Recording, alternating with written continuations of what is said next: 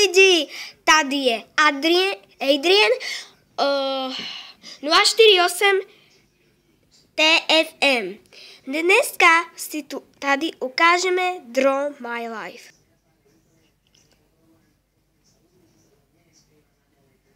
Moji rodiče mali romantiku 10. apríla 1996.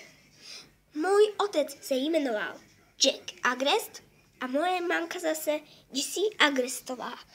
Bylo to tak, že mali společnou romantiku. Potom se tvořilo něco jiné. Tedy se tvořilo něco jiného. Bylo ráno a moje mamka byla hladná. Jenže něco zbylo k mému otcovi. Říkala, a že je hladná, tak muselo to nějak napravit. Bylo 2:04. Bylo to právě 11. apríla 1996. Byl oběd a rodiče museli do nemocnice,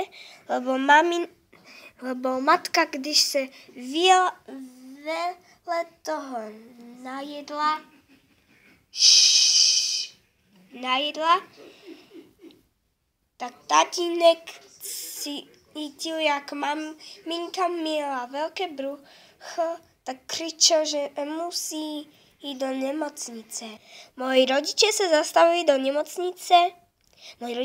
zastavili do Prahy a tam měli dobrou šanci, co stihnout s maminem břichem. Byli v nemocnici, mámka vošla dovnitř. Ptala se doktora, či bude její břicho v pořádku. Doktor odpověděl, že bude. A bylo to dál. Můj tatínek seděl na čekárně na lavičce a čekal dlouho, vzdýchal, že kolik to bude trvat, když bude volné mamčino břicho. Mámka ležela na posteli, zatímco doktor kontroloval. O 6 minut později. Maminka mala břicho volné a potom jsem se narodil já. Narodil jsem se jako chlapček a dali mi jméno Áďo. Taťka slyšel křik.